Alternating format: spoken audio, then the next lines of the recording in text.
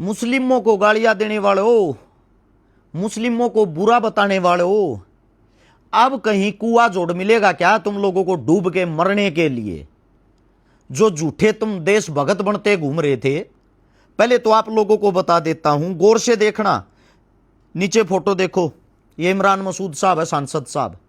इनसे हमारी मुलाकात हुई थी 3 दिन पहले।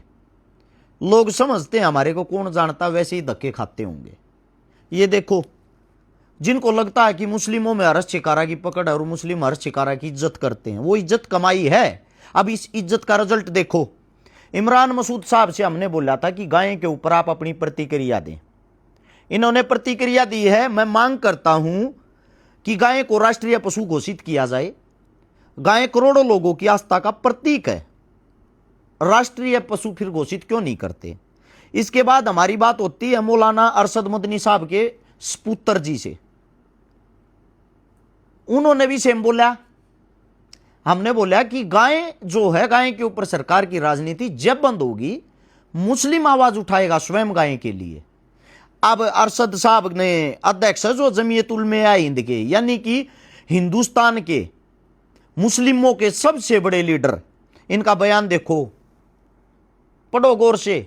इन्होंने बयान दिया है, कौन सी राजनीतिक मजबूरी है कि सरकार गाय को राष्ट्रीय पशु घोषित नहीं कर रही, आखिर क्यों? इन्होंने सरकार से ही सवाल पूछा है। दूसरी बात यह है, इन्होंने यह भी बोला गाय को राष्ट्रीय पशु घोषित कर दो, हिंदू मुसलमान के बीच में जो नफरत है सारी खत्म हो जाएगी। लेकिन बंगाल के अंदर इस वक्त, इस टाइम पे बंगाल में चुनाव हुए थे, आप लोगों को पता भी होगा।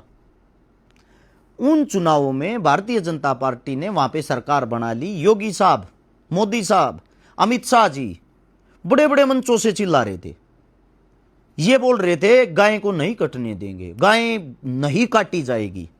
अब वहां के जो मुस्लिम हैं, उन्होंने फरमान जारी कर दिया, बकरा ईद आने लग रही है कि भाई कोई भी मुस्लिम गाय नहीं खरीदेगा। जाओ, चले जाओ भाई, तुम चले जाओ, बेकार अपनी माता तुम लेकर चले जाओ, बेकार यहाँ मत लाओ।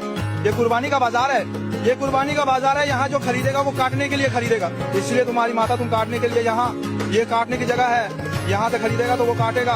इसलिए तुम्हारी माता जहाँ तुम रखते हो वहाँ रखकर पूजा करो, बेकार इस मैदान में मत लाओ। इस मैदान में लाने दो, और हमारे यहाँ हमारा जो मुल्ला भाई खरीदेगा वो उसे कुर्बानी के लिए खरीदेगा। ये हमारा साल में एक त्योहार है, इसीलिए तुम इसे अगर अपनी माता बताते हो तो तुम क्यों हाट में बेचने लाए हो उसे? और हम गाय को नहीं काटेंगे, सब मुस्लिमों ने मना कर दिया। वहां के हिंदुओं ने इकट्ठा होकर प्रदर्शन किया है, रोड शो किया है। हिंदू चिल्लाने लग रहे हैं, प्रदर्शन कर रहे हैं कि हम मारे जाएंगे। हमने तो गाय लेते ही कटवाने के लिए हैं, हमने तो लोन उठा रखा है सरकार पे, 5-5 लाख रुपए लोन ले रखा है। हमारा लोन कैसे पूरा होगा? আমার 5 লাখ টাকা লোন নেওয়া, সব মহিলারা এসে আমার বাড়িতে এসে বলছে লোন শোধ করো। আমি কি করে করব? চলো আমার বাড়িতে কি অবস্থা। শুভেন্দু मुस्लिम इन गायों को खरीदेंगे, इन गायों को काटेंगे, तभी हमें पैसे मिलेंगे। हिंदू बोल रहे हैं ये बातें। कहां मर गए वो तिलकदारी, कहां मर गए वो ठेकेदार है जो किसी वो मुसलमान नाडा पीठ का एक वीडियो बनाने के चक्कर में आप सोशल मीडिया पर गंद फैला देते हो। हैं, कहां चले गए भाई? अब मुस्लिम गाय बचाने के लिए इकट्ठे हो रहे हैं, ठेकेदार कहां गए? वे एक भी दिखाई नहीं दे रहा ना। इनको गाय से मतलब नहीं है, इनको मतलब है चंदे से। इनको खाना है चंदा। इनको मुस्लिमों को बकनी है गाड़। गाड़ बकने के मिलते हैं फॉलोवर, गाड़ बकने से हो जाते हैं ये फेमस। जो मुस्लिमों को गालियां निकालते थे, जो हमारे को अरसुद्दीन मुल्ला मुस्लिम बोलते थे, अब कहां छुप गए भाई तुम लोग? मुसलमान तो गाय को बचा रहा है, हिंदू कहीं दिखाई नहीं दे रहा है। हिंदू ये प्रदर्शन कर रहा है कि गाय लो, गाय लो। তবে এই ক্রেতা নেই এই হাটে। বর্ডার এলাকার হাট হওয়ায় হাই রেকর্ড গরু উঠে থাকে 7 মাইল হাটে বসে আছে। এবং अभी वीडियो देखना है, मुस्लिम बोल रहा है तुम्हारी माँ अपने घर पे क्यों नहीं पालते, बाजार में क्यों लेके आए हो इसको कटवाने के लिए? भागो यहां से। তো মাননীয় মুখ্যমন্ত্রী আজকে আমাদের চা করলো, আমাদের খাওয়া হয় না, বাড়ি বৃদ্ধ মা রয়েছে, তাকে সেবা করবো কি করে? কিন্তু তাকে ওষুধ পালা কি দূরের কথা, আমার গরুগুলো কি। और अगला ये बोल रहा है मैं मर जाऊंगा, मेरी गाय लो, मेरी गाय खरीदो। इतना ही कहना चाहता हूं, भ्रष्ट जो राजनीति है, जो ये घरा बैठ कर गाय को मुद्दा बना रहे हैं, हमारे प्रधानमंत्री साहब कतर के देशों में इसी 2026 की स्टार्टिंग में साइन करके आए थे कि जो बीफ है, गाय का मीट है, वो पहले से 3 गुना ज्यादा आप लोगों को प्रोवाइड करवाया जाएगा हिंदुस्तान की तरफ से।